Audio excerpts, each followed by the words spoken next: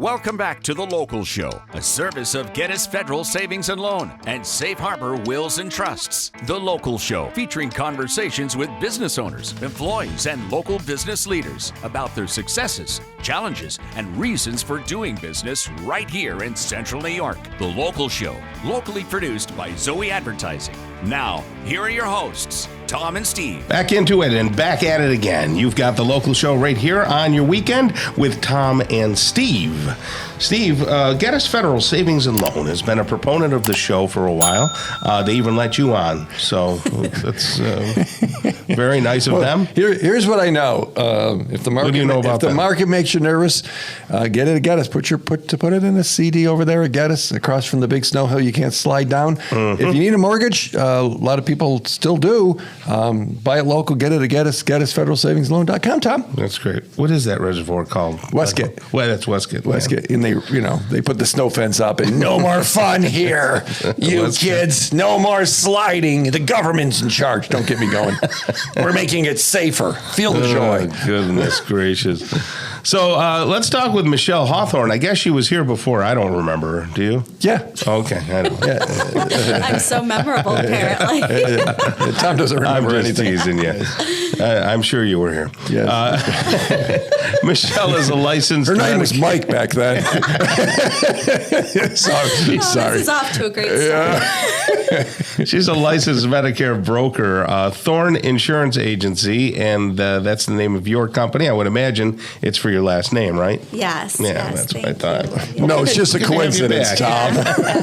what a dumb struggle. It's the same name. Oh, you guys are funny.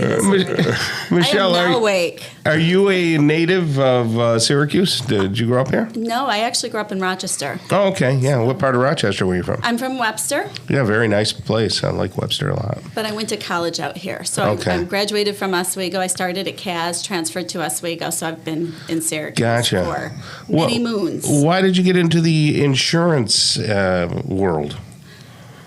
That's an interesting story. It'll take too long, but I will say what kind of happened is I saw that it was helping people. Mm-hmm.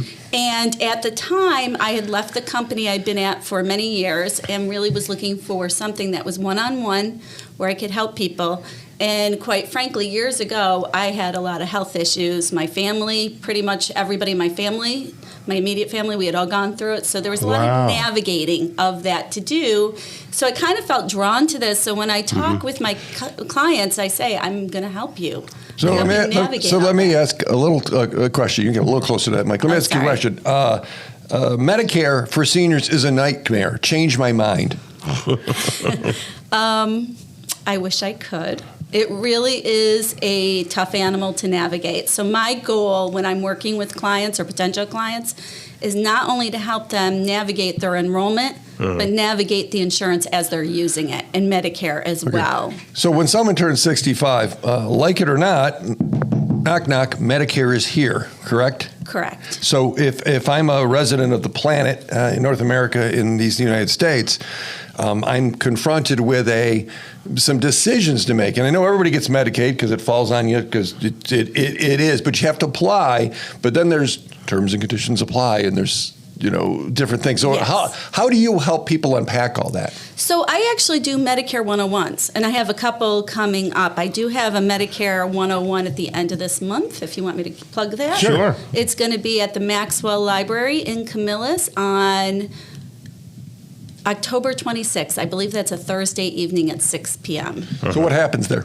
So what happens there is it's about an hour and a half presentation, and I do a full Medicare education where I'm talking about the A, B's, C, D's of Medicare. And then I come at it, when I do a Medicare 101, I'm coming at it from an insurance perspective. So I'm talking about how it's going to work with your insurance versus just Medicare, the basics of Medicare. So that kind of helps people start thinking about what kind of insurance. Because everybody has different options. Some people are going to stay working after 65 and stay on their employer insurance.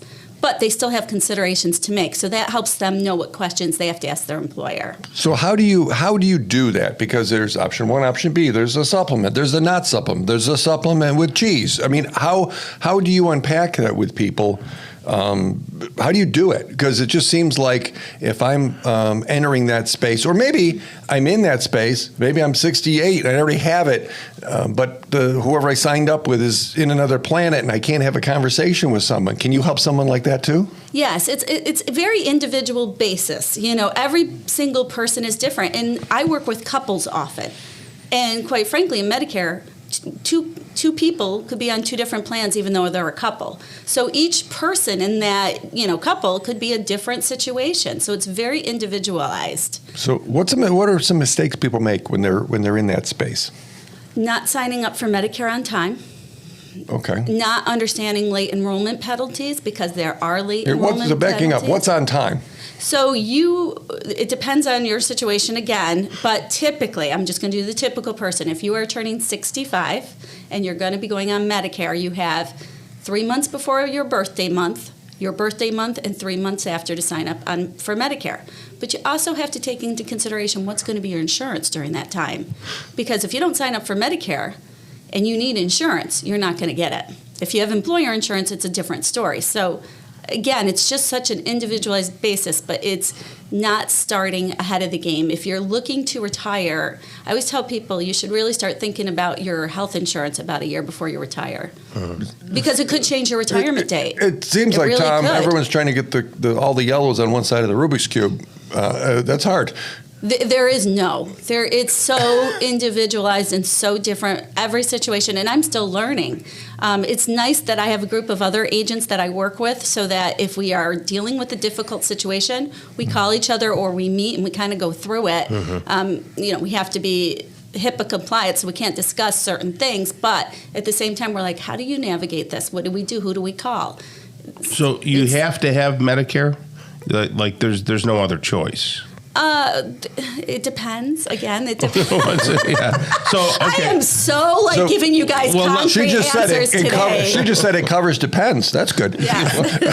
Actually, that's a possibility. Not Medicare original, but yes. So if you're working at a company and you're 65, first of all, you can't get it until you're 65, right? There's no before. There is exceptions. Okay. So, people with disabilities and things? Yes. Okay. So if you've had Social Security disability for 24 months, your 25th month, you're going to go right into Medicare. Okay. So does this go ahead, Tom? Under normal circumstances, if you didn't have any extenuating circumstances and you're a normal, healthy adult, maybe some blood Are there any of those medicine. left? Yeah, whatever. You just got some older things that are happening to you when you get older.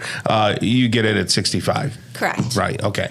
So there's nothing you can do beforehand, but you have to do it afterhand. And if you are still working, would you can you not get your insurance from your employer and opt for Medicare? It depends. Okay, I apologize. I keep saying it depends. It depends on your situation. So it depends on how many employees are in where you work. Okay. And actually if you go to Medicare.gov, and you are going to be working after 65, so you can go to Medicare.gov and type in working past 65. Mm-hmm. It will pop you up, and there is a very long page with different scenarios. But you will help people sort this out. I do. I mean, that's really... I really do. Okay, so if they call 415-7074... Yes. If they have questions, so if you have a pencil, a crayon, or a pad, or whatever you write things down on, 415-7074. They can ask you questions. If they're on it already and they want to change it, if they need to update it, if they're just coming in, the 415-7074, ask for Michele, because Michele will answer the phone, right? Michele will answer the phone. Because you've said terms and conditions apply a lot of times. Yes. So rather than going on to for me, I want to talk to a person. Yes. It's really nice to have a person. That's, what I talk about a lot in my Medicare 101s, because there's a lot to navigate. Well, navigate with Michele Hawthorne at 415-7074, Tom. There you go. Thank you very much, Michele. Have a great rest of the day. Thank you both for having me here. All right. Matt Roberts is coming up next. He's the co-founder and president of Sherrill Manufacturing, right here on The Local Show on 570 WSYR.